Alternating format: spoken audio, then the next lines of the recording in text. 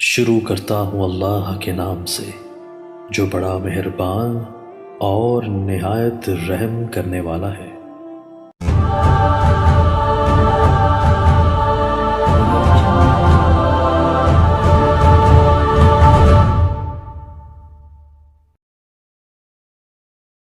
اگر کوئی آدمی بیمار ہے، مریض ہے، عمرے پہ نہیں آ سکتا، بالکل آپ اس کا عمرہ کر سکتے ہیں۔ عمرے میں ایک سے زیادہ نہیں، ایک کے لیے ایک۔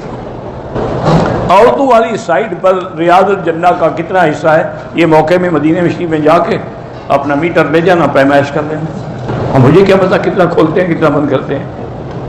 عورت احرام کی حالت میں جرابیں، موزہ وہ پہن سکتی ہے، وہ جوتا بھی پہن سکتی ہے، ہاں جوتا بھی پہن سکتی ہے، کوشش یہ کرے کہ ہڈی اوپر والی نہ چھپے، بدن چھپ بھی جائے تو جائز ہے اس کے لیے۔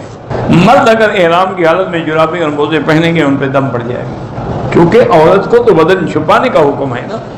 اگر مغرب کی نماز پہ بارش ہو رہی ہو تو جمع مغرب عشاء دونوں کٹھی پڑھی جا سکتی ہیں۔ ہاں امام احمد بن حنبل رحمۃ اللہ علیہ کے نزدیک تو جائز ہے۔ امام شافعی فرماتے ہیں عشاء کا تو وقت بہت لمبا ہے، بعد میں پڑھ لے، اپنے اپنے وقت پہ پڑھو۔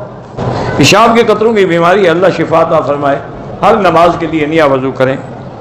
بارہ لوگ طواف میں ویڈیو بناتے ہیں، نہیں کرنا چاہیے۔ طواف جو ہے یہ نماز کے حکم، اس میں تو غیر ضروری بات کرنا بھی ناجائز ہے، چیز اگر فون لگا کے اور ویڈیو بناتے پھرو۔ لوگ کہتے ہیں جی کہ محشر میں میدان حشر جو ہے شام میں اگر ہے تو اس کی کوئی دلیل ہے۔ اچھا عرفات میں اگر ہے اس کی آپ کے پاس کیا دلیل ہے؟ اس کی دلیل آپ مجھے دے دیں تو اس کی میں دے دیتا ہوں۔ اللہ کے بندے، صحیح حدیث میں ہے، حضور نے فرمایا ہے کہ اول ان تنشق عنہ القبر، سب سے پہلے میری قبر کھلے گی، پھر میں قبر سے اس طرح اٹھوں گا کہ حضرت عیسیٰ علیہ السلام میرے ساتھ ہوں گے، ابو بکر عمر میرے ساتھ ہوں گے، ہاکذا نبعث یوم القیامہ۔ اس کے بعد ثم آتی علی باب البقیع الغرقد، پھر میں باب البقیع الغرقد مدینے کے قبرستان پہ آؤں گا تو وہ سب کھڑے ہو چکے ہوں گے حضرت عثمان کی قیادت میں۔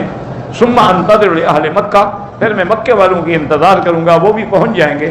اجعلہم علی یمینی واہل المدینہ علی یساری، مکے والوں کو میں دائیں ہاتھ پہ رکھوں گا، مدینے والوں کو بائیں ہاتھ پہ۔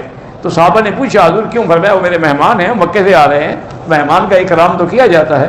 اور پھر ان کو ثم اسوقہم الی المحشر، پھر سب کو لے کے میں شام حشر کی طرف جاؤں گا میدان۔ صاف حدیث ہے۔ پھر کہہ رہا کوئی دلیل ہے، کوئی دلیل ہے، کیا بچی والی باتیں کرتے ہو؟ والد کے ہاتھ چوم سکتے ہیں جی، چوم سکتے ہیں، کیوں نہیں چوم سکتے؟ بیوی کے چوم سکتے ہو تو باپ کے چوم لیے تو کیا ہو گیا؟ کیا حرج کیا ہے؟ بہرحال میں نے حضرت مولانا سیف الرحمان صاحب کے لیے کئی دفعہ دعا کرائی ہے، میرے بھائی تھے۔ کچھ لوگ خرگوش کو مکروہ کہتے ہیں، وہ شیعہ ہوتے ہیں۔ شیعہ حضرات کے نزدیک خرگوش جو ہے یہ مکروہ ہے، اور ان کی دلیل یہ ہے کہ خرگوش جو ہے نا اس کی مادہ جو ہے اس کو حیض آتا ہے، تو حیض آنے کی وجہ سے وہ خرگوش پورا مکروہ ہو گیا۔ تو تمہاری بیوی کو بھی تو حیض آتا ہے، وہ بھی مکروہ ہو جاتی ہے؟ کیا یہ کوئی دلیل ہے؟ دلیل وہ ہے کہ اللہ نے یہ حلال کیا یہ حرام۔ بتاؤ کہ کہاں لکھا ہے کہ خرگوش حرام ہے یا مکروہ ہے؟ گھڑتے رہتے ہیں لوگ اپنے، کیا کرے آدمی، اللہ ہدایت دے۔ علم میں جو جوتے تبدیل ہو جاتے ہیں نہ کریں نا تبدیل، اپنے لپیٹ کے اپنے ساتھ رکھو۔ النعلین تحت العین محاورہ ہے کہ دونوں اپنے جوتوں کو اپنی آنکھوں کے سامنے رکھو۔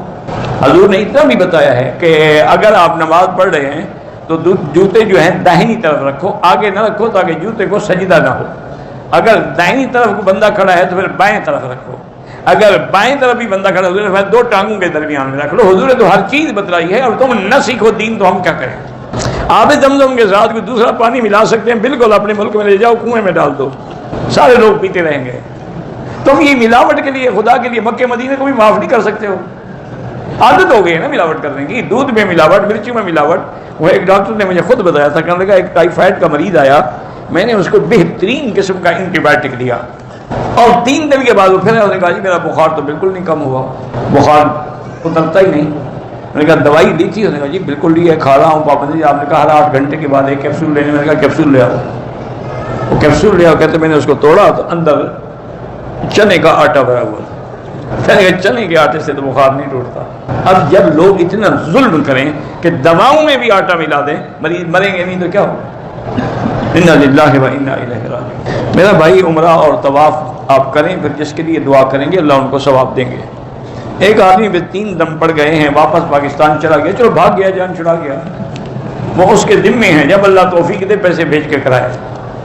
میں سرکاری ملازم ہوں، میری تنخواہ سے انشورنس کاٹ، جب نوکری آپ کی ختم ہوگی آپ کو دیں گے، وہ آپ کے لیے حلال ہے۔ مجھے روڈ پہ کچھ ریال گرے ہوئے ملے ہیں، بہرحال اگر مالک نہ مل سکے تو فقیروں کو غریبوں کو دے دیں، لیکن سب سے بہتر یہ ہے اپنے ملک میں جا کے کسی غریب مدرسے والوں کو دے دیں، کیونکہ وہ زیادہ محتاج ہوتے ہیں۔ آج کل لوگ جو ہے نا جی وہ دنیا داروں کی مدد تو کرتے ہیں، دین کے مدرسوں کی مدد نہیں کرتے، مگر اللہ والے جو ہے وہ کرتے ہیں۔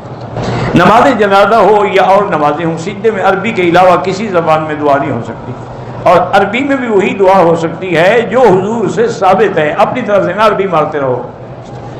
جو شخص ائمہ اربعہ کی گستاخی کرے وہ توبہ کرے، ورنہ خطرہ ہے کہ اس کا خاتمہ خیر پہ نہ ہو، کیونکہ جب آدمی اللہ کے اولیاء کو من عادالی ولی فقد آذنتہ بالحرب، حدیث ہے قدسی، اللہ فرماتے ہیں جو بندہ میرے اولیاء کو برا کہتا ہے وہ میرے ساتھ جنگ کا اعلان کرتا ہے۔ تو ائمہ اربعہ سے بڑا اولیاء اللہ کون ہوں گے؟ عورت حیض کے دنوں میں حرم میں نہیں آ سکتی، باہر جو میدان ہے اس میں بیٹھ سکتی ہے۔ میرے بھانجے کو شراب کی عادت ہے، اس کے لیے کوئی وظیفہ بتائیں۔ وظیفہ تو یہ ہے کہ 2 رکعت نماز پڑھ کے 100 دفعہ سورۃ اخلاص پڑھا کریں اور دعا مانگا کریں، لیکن اس کا علاج جو ہے نا صحیح معنی میں یہ کمرے میں بند کر دو اور روزانہ 10 جوتے مارا کرو، 8-10 دن کے بعد سب نشے شیشے کھل جائیں گے، اور مرتا چلتا کوئی نہیں نشہ چھوڑنے سے۔ تجربہ کر کے دیکھ لو، وظیفہ جلدی پہنچتا ہے یا ڈنڈا جلدی پہنچتا ہے؟ اللہ نے بھی فرمایا نا کہ ہم نے قرآن بھی اتارا، وَأَنزَلْنَا الْحَدِيدَ، ہم نے لوہا بھی اتارا ہے جن کو ٹھیک کرے گا۔ حضرت ٹیپو سلطان کا جنم دن منانے کے بھائی ہم قائل نہیں ہیں، جب ہم حضور پاک کا جنم دن منانے کے قائل نہیں تو ٹیپو سلطان کا کیا ہوا؟ یہ تو سب انگریزوں کی رسمیں ہیں کہ انہوں نے ہیپی برتھ ڈے وغیرہ بنا رکھی ہے، ورنہ اصل بات یہ ہے کہ ٹیپو سلطان کے کارناموں کو یاد کریں، اسی طرح کا جہاد کریں کافروں کے خلاف۔ میری طبیعت خراب رہتی ہے، نماز بھی پڑھتی ہوں، باوضو بھی رہتی ہوں، پریشان رہتی ہوں، پریشانی کا علاج جو ہے نا اللہ کا ذکر ہے۔ آپ اللہ کا ذکر کرتی رہیں، چلتے پھرتے، وضو ہو نہ ہو، پاک ہوں نہ ہوں، درود شریف پڑھتی رہیں، سب پریشانیاں خود میرے آقا نے فرمایا، جب یقین نہ ہو تو پھر کچھ نہیں ہو سکتا۔ حضور نے فرمایا جو آدمی درود پر یقین رکھتا ہے اذن یکفی ہمک و غمک، تیرے سارے ہم غم دور ہو جائیں گے۔ تمہیں یقین ہی نہ ہو حضور کی ذات پہ اور درود پہ تو ہم کیا کر سکتے ہیں؟ تم تو درود پڑھتے ہو لوگوں کو دکھانے کے لیے، اور جو ماشاءاللہ نعت شریف پڑھ رہے ہیں خود کلین شیو ہیں، انا للہ و انا، عاشق ہیں یہ حضور، اچھے عاشق کو داڑھی رکھتے نہیں عاشق کہتے ہو تو؟ ان المحب لمن یحب یطیع، محبت کرنے والا تو محبوب کی اطاعت کرتا ہے۔